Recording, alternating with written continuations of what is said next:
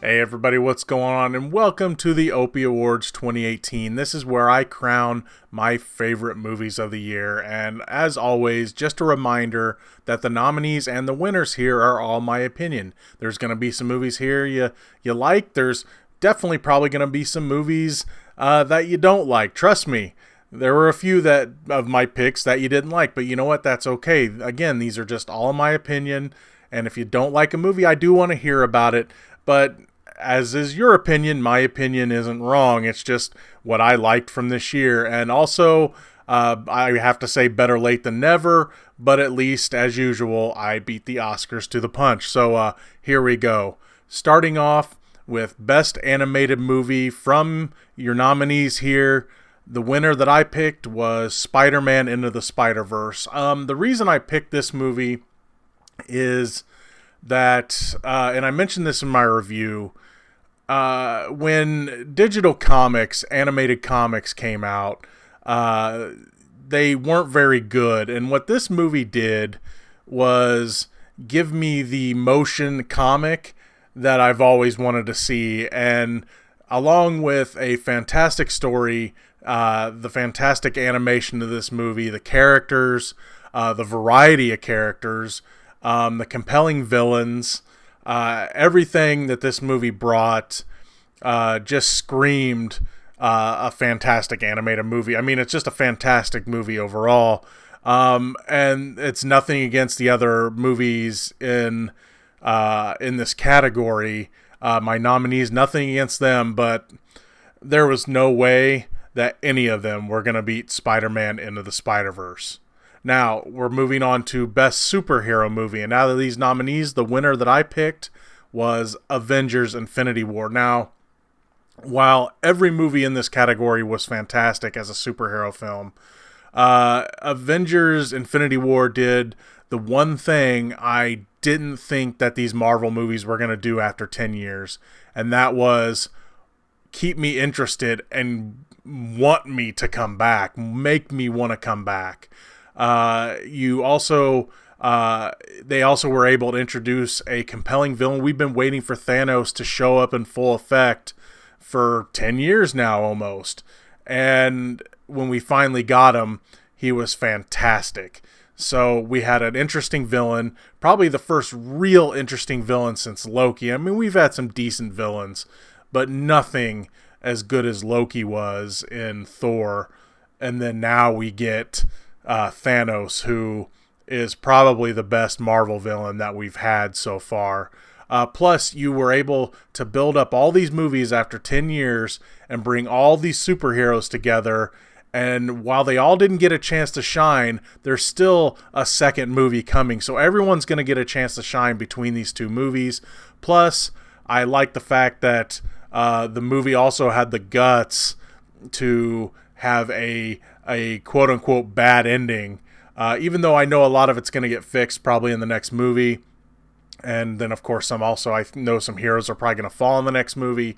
This movie just did everything I hoped it would in this first half of this storyline. Now, the next category we have is Best Horror Thriller Movie.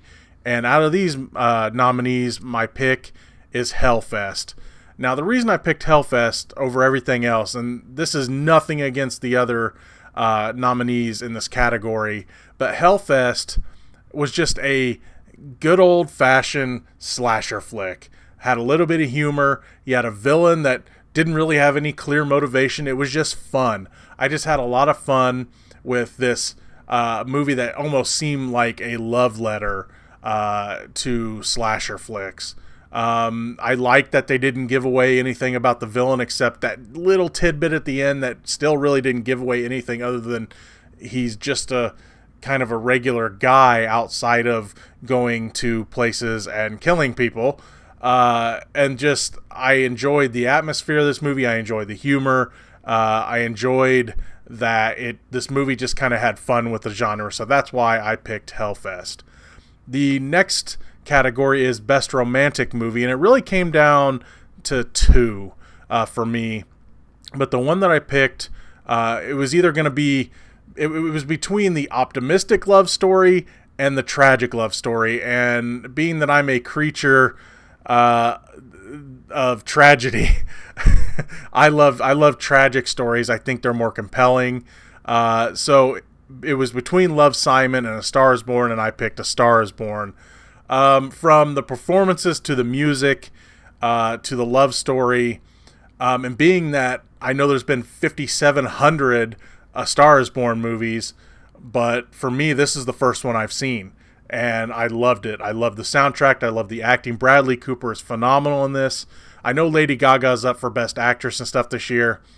Well, I wouldn't say she was the best actor. She really had a lot of chemistry with Bradley Cooper, plus she can sing, so that kind of helps, and Bradley Cooper could sing in this, and they worked well together.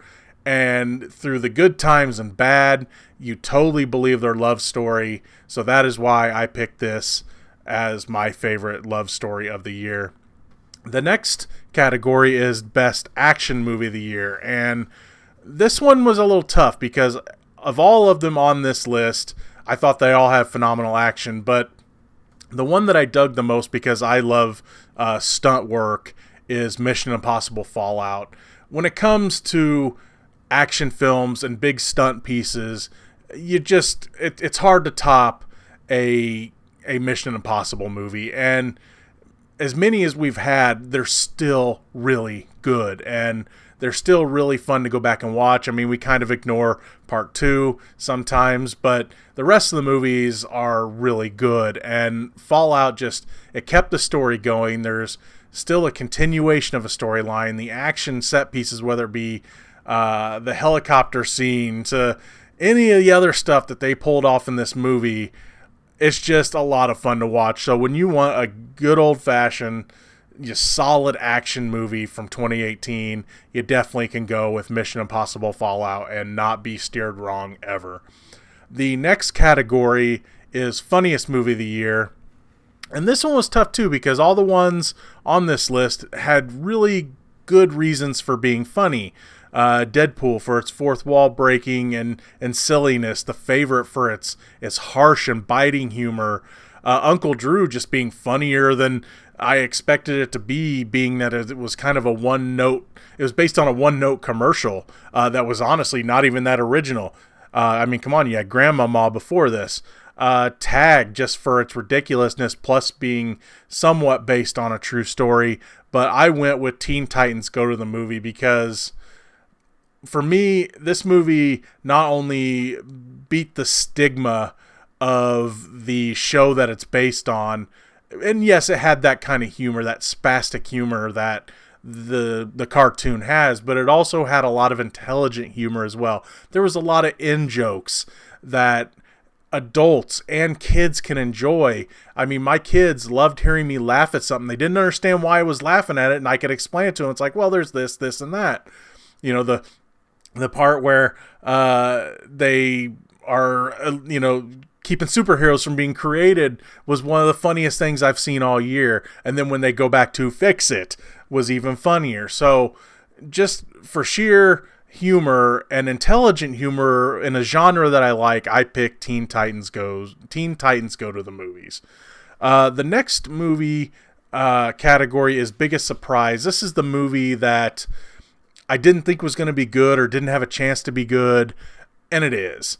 And for this one, it was hard to vote against Sergeant Stubby. The reason I picked this is there's plenty of movies that they try to sneak into theaters that are just crap animation. I mean, think of things like Rock Dog, for example.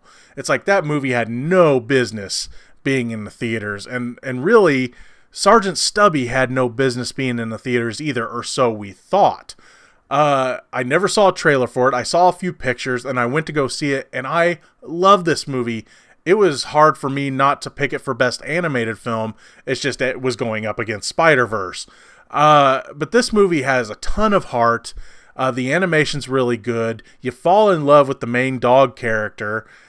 And plus, if you're wanting to teach your kids about things like World War I, this is the way to do it, because it shows you the horrors of war, but in a way that kids can handle. So for my biggest surprise movie, I definitely went with Sergeant Stubby, and it was hard for me to pick against it. Next up is biggest letdown. Now this is the movie that I had some hopes for, I at least hoped would be good, and it just disappointed to no end. And while all these movies have their flaws, deep down I knew which one I was going to pick here, and it's the movie that made me lose faith in biopics, and that would be Bohemian Rhapsody.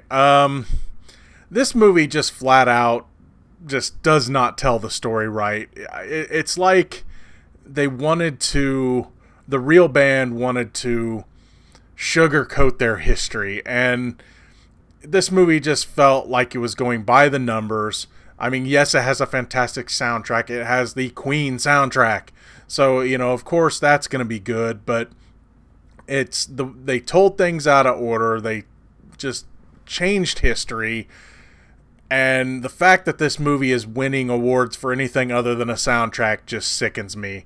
The fact that it's won, Best Pictures and things like that. And I think this cast would have been great if the script were better.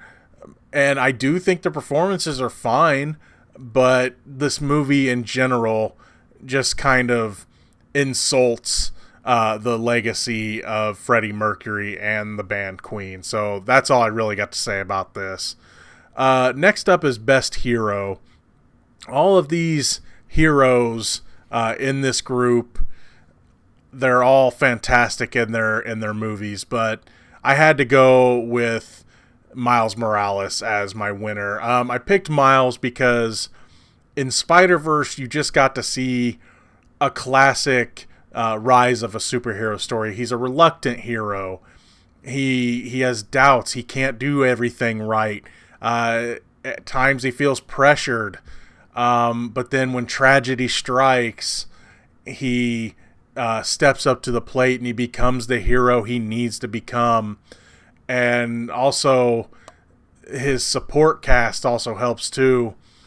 He learns from a Peter Parker that's given up, and he also inspires that Peter Parker plus the other characters to step up their game. And just everything about Miles in Spider-Verse just screams perfect hero. Miles Morales in this movie was everything that I wanted him to be and more, and that's why I picked him as my best hero. Next up is Anti-Hero.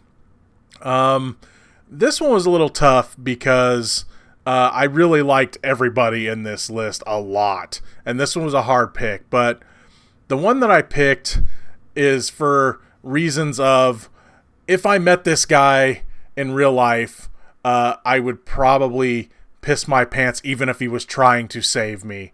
Alejandro from Sicario, Day of the Soldado, is frightening, but he's that kind of a good anti-hero is that hero that you always say, "Whew, I'm glad they're on my side," but he still scares the crap out of you. You thought he was a menace in the first Sicario movie, and then you see this movie and see what he survives. And I mean, the dude gets shot in the face and he survives, and he's probably going to be in Sicario 3, whatever subtitle they decide to give it. And just Benicio del Toro plays this part perfectly. It's one of my favorite roles of his. His role in Usual Suspects is probably just a little bit more my favorite, since that's a movie I love and made me fall in love with movies. But this is a role that Benicio del Toro was born to play, and he is frighteningly good at it. The next category is Best Villain, and while I love every villain in this category, there was never a question on who I was going to pick, and the answer is Thanos. It's been a long time since Marvel has had a really, really compelling villain, and Thanos just fit that bill. He did. Look, all memes aside, when everyone was making fun of the way he looked and saying he looked like Homer Simpson and everything else, then Josh Brolin enters the scene in Avengers Infinity War, and you're just like, oh crap, we're in trouble. And he is frightening the entire movie. And that being said, though you don't agree with his methods because, well, they don't call him the Mad Titan for anything, you kind of understand where he's coming from. There's a method to his madness, because while he could snap his fingers and create more resources, in his mind, probably doing that, even though they don't really talk about it, him doing that wouldn't solve the problem. People would just want more and more and more. So him eliminating half the universe is rational in his mind. And it's scary that you're just like, in a way, you kind of agree with him. You don't want to, because, well, he's going to destroy half the universe, but you kind of agree with him. But you also get scenes like with him and his daughter where he has to give up his daughter to get the soul stone. And you would think it'd be easy for him. And I think Gamora thinks it would be easy for him.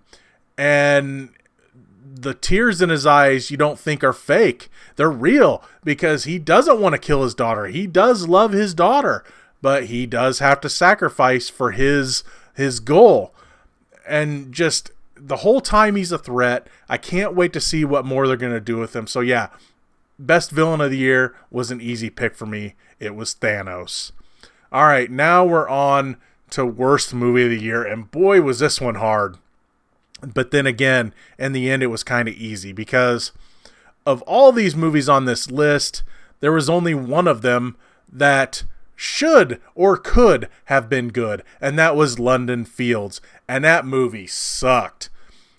I mean, the other movies, it's like, I didn't expect anything out of them. I'd see the trailer, and it's like, yeah, I know that one's not going to be good.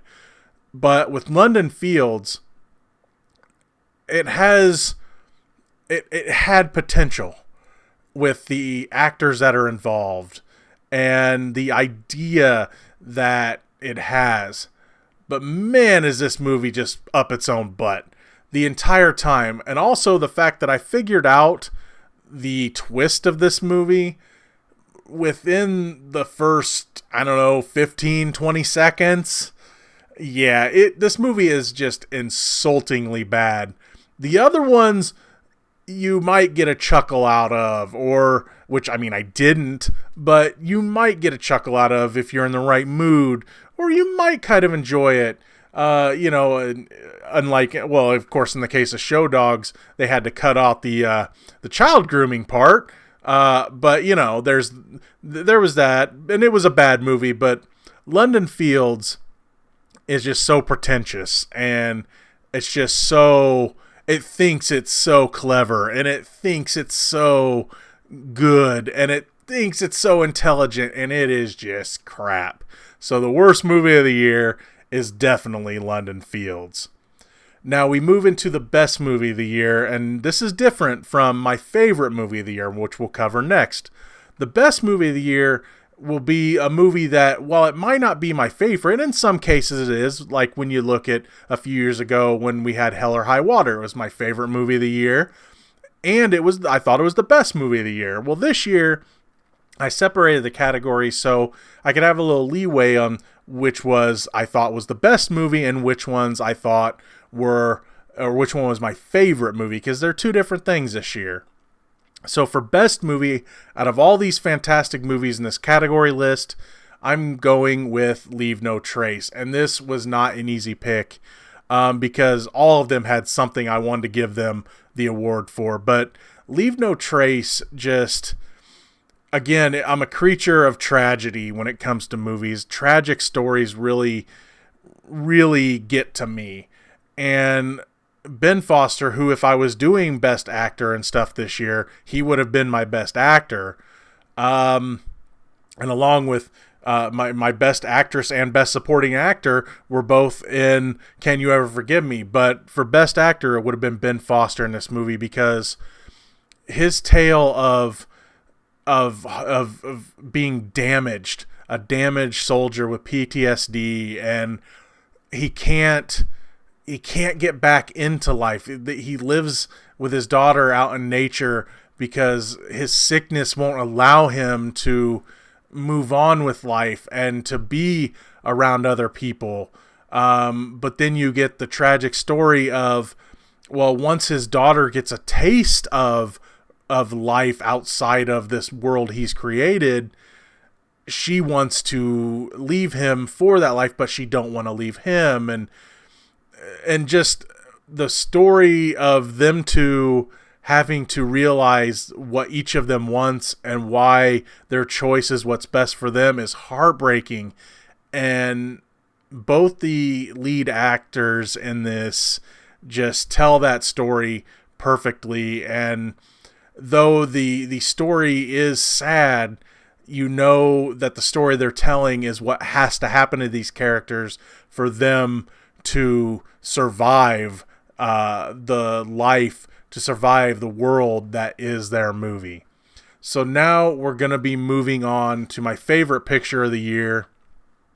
And I know some of y'all didn't agree with some of my picks here, but hey, they're my picks. I understand a lot of you didn't like Solo. I liked it a lot. Is it my favorite movie of the year? No. But it did make the nominees list. This one was a little tough, but I boiled it down to this. Which movie did I want to just see over and over again? That usually is how I pick my favorite movie of the year. And while I did see Bumblebee twice, I saw Solo a couple times, I saw Avengers Infinity War a couple times, I only got to see Upgrade once, and then Spider-Man Into the Spider-Verse I saw twice. But the only one I wanted to see again in the theaters before it came out on video was Spider-Man Into the Spider-Verse. Everything about this movie I love. Seeing it the second time just opens up more of what you didn't catch the first time. And I want to see it again to catch even more stuff. I can't wait for the Blu-ray to come out because they just released a Spider-Ham animated short. And I want to see more of that because though I love every character in this movie, Spider-Ham has always been one of my favorite characters in comics because it's basically Marvel Looney Tunes. And I'm looking forward to seeing more from that and looking forward to seeing the movie again so I can see all the different characters interact, the uprising of Miles as a hero, the redemption of the Peter Parker that's given up. I just want to see all that again. And after I saw it the second time with my son, I was like, man, I want to see it again. And I didn't get a chance to, and I'll probably just wait for it to come out on Blu-ray. But that was the one movie out of all these, even though I love all 5 of these movies, that is the one that I just want to keep watching over and over and over again. Well, that's going to be all for this year's Opie Awards. I hope you guys have enjoyed it again. I know you're not going to like all my picks, but that's okay. This is all about my opinion, but I want to know, what did you guys pick for your favorites of the year, of the different categories, of every movie? What was your favorite movies of the year? Feel free to leave a comment about that in the section below. Until next time, as always, I am your host, the real Geno Reynolds. See you later.